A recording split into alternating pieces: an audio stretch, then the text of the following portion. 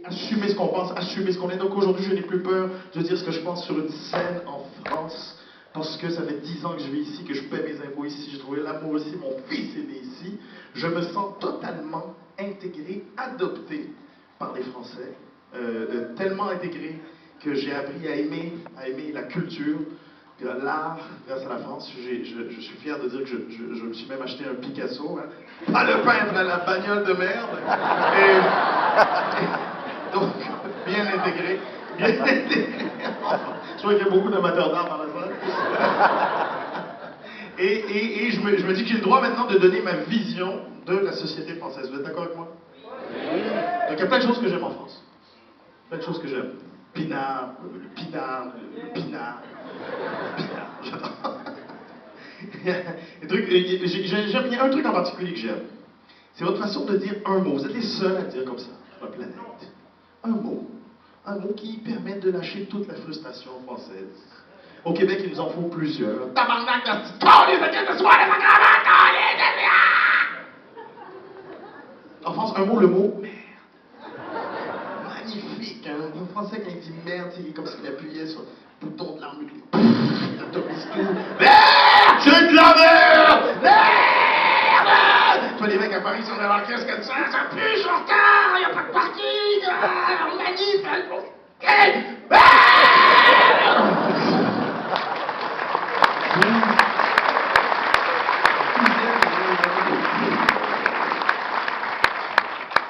Des trucs que j'aime moins en France aussi. J'aime moins. Le klaxon. Klaxon au Québec, ça sert à faire. Pop! Attention! Pop! Risque d'accrochage! En France, le klaxon, c'est une insulte. En fait, c'est un appareil qui te sert à insulter tous les autres automobilistes en morse. Hein? Comme on s'entend pas dans nos caisses, hein, comment communiquer avec eux pour leur dire à quel point je les aime? Connard! Fils de pute! Maintenant, comme un Français aussi, j'assume ce que j'aime, ce que j'aime pas. Il y a des trucs qui me choquent aussi en France, des vrais chiffres. Presque 50% de la nourriture qui est fabriquée en France finit à la poubelle. Moi, je ne gaspille pas. Quand je vais dans un restaurant, s'il y a des restes, je commande toujours un doggy bag. Quand je sors, si je croise un SDF, j'hésite pas une seconde, je lui vends. Je ne gaspille pas. 23% des Français n'ont pas les moyens de se faire soigner ici même en France. Alors ils vont se faire soigner dans d'autres pays où c'est moins cher. Et ça touche tout le monde. Valérie Trierweiler et Martine Aubry sont allés se faire soigner en Inde.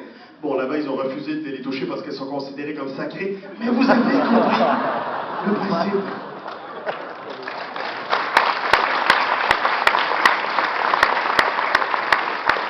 Près d'1% de la population française est bourrée en permanence.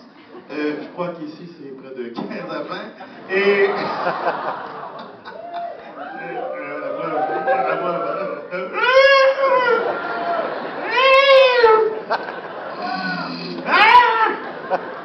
Corneille!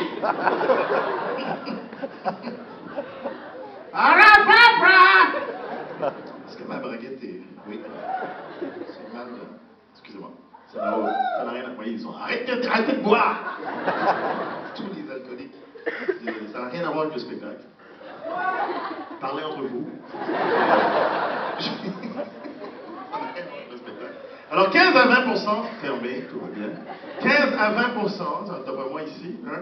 Et c'est vrai, je l'ai remarqué, c'est vrai que ça boit beaucoup en France.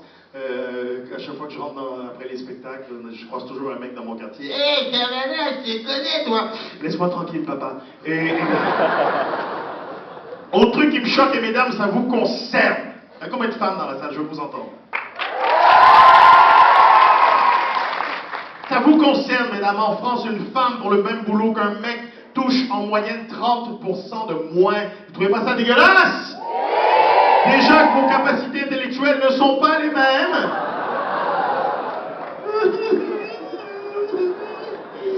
Arrêtez de vous sous-estimer, vous êtes beaucoup plus fiable et intelligente que les mecs. C'est naïf, une fille. Allez, viens, chérie. On s'en va, je ne l'aime plus, Vincent McDoom. Je le déteste. Je ne l'aime plus. Mesdames, je rigole, on serait perdus sans vous. Les mecs seraient perdus sans vous. C'est vrai, je le vois avec ma femme depuis qu'on a le bébé, j'essaie d'aider à la maison parce que je vois qu'elle peut pas tout faire. Exemple, quand je vois qu'il faut faire le ménage, j'hésite pas une seconde, je dis chérie, il faudrait faire le ménage. Et non, puis elle me demande de passer l'aspirateur, je lui passe immédiatement. Et je veux faire les courses seul. Mais mesdames, est-ce que vos hommes vont faire les courses seuls? Oui. Donc vous avez déjà eu cet appel? Chérie, je suis... Chérie, allô? Oui, non. Non, écoute, non, je sais que je t'ai déjà appelé. Attends, non, parce que là, je suis devant les œufs. Hein? C'est bizarre, mais il y a plusieurs sortes d'œufs. Ça doit être nouveau, hein? Je prends quoi? Ah, ben oui, les œufs de poule, je suis con. Non, attends, je vois, là, je suis devant le rayon lait, je vois qu'il y a le lait bio, le lait écrémé, mais je trouve toujours pas ton lait démaquillant. Parce qu'un mec au supermarché sans son cerveau, sans sa femme, ça devient très con, ça ne trouve absolument rien. Je sais pas pourquoi, on arrive au supermarché, on franchit le seuil de la porte du supermarché et on devient des zombies. Je sais pas, lobotomisé comme les gens. Je vais aller chercher des... Pizza! Saucisson! Coca! Caddy! Où est le caddie? Totalement lobotomisé! Tellement lobotomisé que la première fois que j'ai fait les courses seules, je savais pas qu'il fallait mettre 1 euro pour que les caddies se détachent. J'ai fait les courses avec 40 caddies. À moi, caddie! Les gens passent à côté de moi. Ah, merci, monsieur! Merci! Merci, Yannick! Super! T'as vu? Ça marche, hein, Yannick, pour lui, t'as vu, il s'est acheté des chaussures. C'est génial.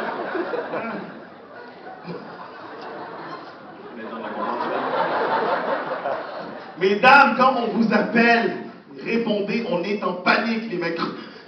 Chérie, le kiwi, là, c'est bien le fruit qui est poilu comme tes jambes, hein? Et les melons, je prends quelle taille? Toi ou ta copine Cindy? Et le PQ, je prends bien celui qui sent comme le parfum de ta mère, hein? Et malheureusement, il y a quand même une solidarité.